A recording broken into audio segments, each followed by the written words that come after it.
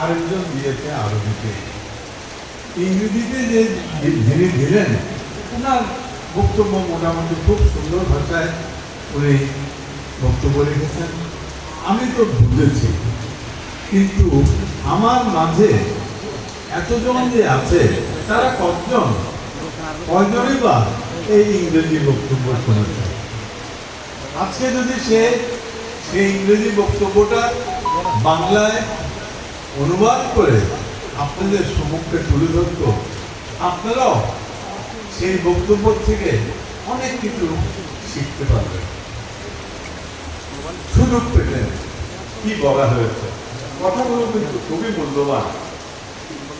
তো আল্লাহ রাব্বুল আলামিন তাকে আরো তরক্কি দেই এবং পাশাপাশি আন্তরিকভাবে অনুরোধ রাখবো যে তুমি যখন ইংরেজিতে বক্তৃতা দিবে তখন অনুবাদ করে তুমি কি বলেছো সকলকে সেটা বুঝিয়ে দেওয়ার চেষ্টা করবে। দ্বিতীয়ত বক্তব্য শুনেছি আরবিতে। ভাই বন্ধুরা, আমার ছেলে সন্তানাদিরা, আমার মা বোনেরা, আমি কিন্তু আরবি বক্তৃতা কিচ্ছু বুঝি নেই। উনি কি আমাদের দোয়া করছে না উনি আমাদের অভিশাপ দিচ্ছে তা আমি জানি না। তো ওনাকেও আমি বলবো, আরবিতে যদি আপনাদের বক্তব্য রাখেন দোহাই লাগে আপনিও কিন্তু অনুবাদ করে আমাদের সকলের সম্মুখে জিনিসটা জানিয়ে দিবেন। যাক, এই দিনী প্রতিষ্ঠানের ব্যাপারে অনেক কিছু বসে বসে শোনার আমার সৌভাগ্য হয়েছে। আমার ঘাটার দুয়ারে এই মাদ্রাসা, এই প্রতিষ্ঠানের সঙ্গে আমার রক্তের সম্পর্ক আমি সর্বভাষায় বলে দিতে চাই। আমি আপনাদের সঙ্গে আজকে আছি, যতদিন দম থাকবে ততদিন আপনাদের সঙ্গে থাকবো এবং দুঃখে সুখে আপনাদের সঙ্গী হয়ে থাকবো। নতুন ভবনের কথা বলা হয়েছে, উল্লেখ করা হয়েছে। আমি আপনাদের সঙ্গে কথা দিয়ে দিতে চাই, আমি সরকারিভাবে ইনশাআল্লাহ এখানে একটি ভবন আপনাদেরকে করে দেব।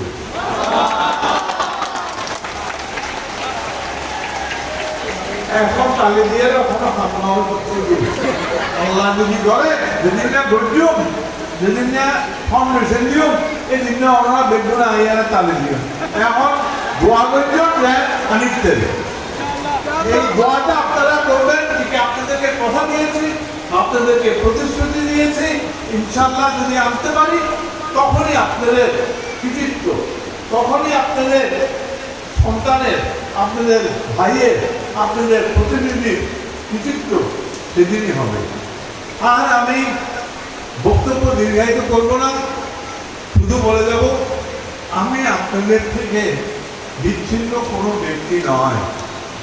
আমি আপনাদের যে কোনো সময় যে কোনো কাজে আমার দুয়ার আপনাদের জন্য খোলা।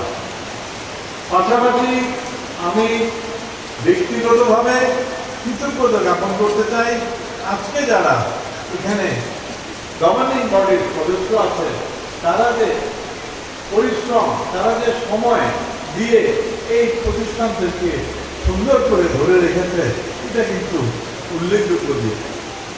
আমার ভাতিজা সামনে সাহেব একটা খুবই সুন্দর কথা বলবে, মাদ্রাসা অনেক আছে, আমাদের এই প্রতিষ্ঠানটি অন্য মাদ্রাসা থেকে ভিন্ন কোন আঙ্গিকে, এটা রাউজানে নয় চট্টগ্রামে পরিচিতি দিতে হবে।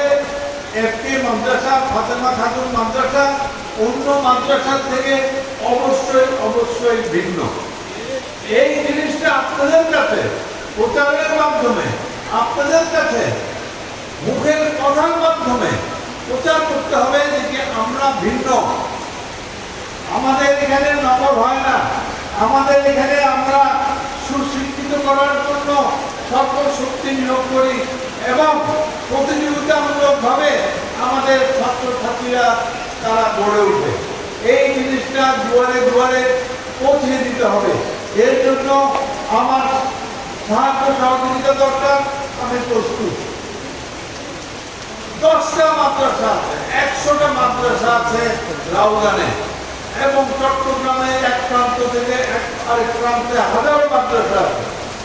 আমার মাদ্রাসা, আমার গ্রামের মাদ্রাসা, আমার ধরে নিতে হবে এই 100টার মধ্যে 1 নম্বরে থাকতে হবে।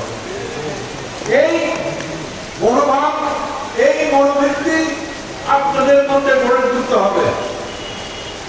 সুন্দরী শুনেছি আমার এক ভাই গভর্নিং বডি বলেছে দিদি স্কুলে আসে না, লেখাপড়া করে না, কিন্তু তসবির আছে কিসের? ফাঁস গলি দাও, ফাঁস গলি দাও।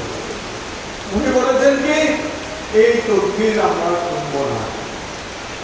আমি শুধু বহিরা মাদ্রাসায় না, আমি এই কথাটা সমগ্র আমার নির্বাচনী এলাকায় আমি প্রতিষ্ঠিত করতে চাই। যিনি লেখাপড়া করবে তার সে পাস করার পরীক্ষা দেওয়ার সুযোগ পাবে, লেখাপড়া না করলে পরীক্ষা দেওয়ার সুযোগ কেউ পাবে না। আমরা যারা এখানে অভিভাবকরা আছি আমাদের কাছে আরো কঠিন হতে হবে। কঠিন হয়ে আমাদের ছেলেপিলেরা, আমাদের মেয়েরা যেন স্কুলে যেতে পারে সেটা আমাদের সুব্যবস্থা করতে হবে। আমি আজকে গভর্নিং বডি যারা সদস্য আছে তাদেরকে বলবো যে কি আমার ছাত্রীদের জন্য বিশেষ করে ফিমেল হাইজিন যেন ওনারা ইন্ট্রোডিউস করে।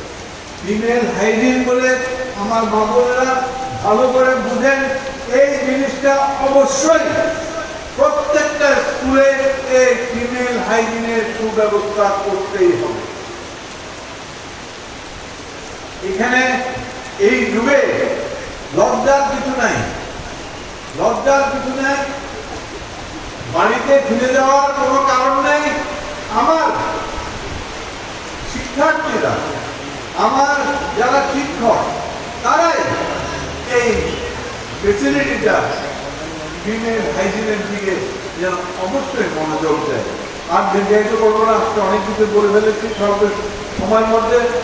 আবারও এই ধরনের মেধাবী ছাত্রছাত্রীদের মাঝে পুরস্কার বিতরণীতে আসার সুযোগ আপনারা করে দেবেন।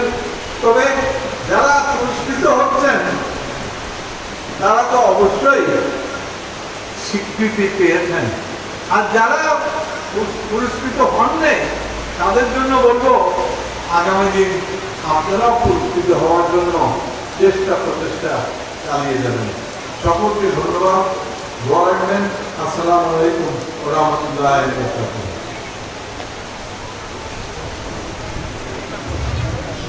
আলহামদুলিল্লাহ।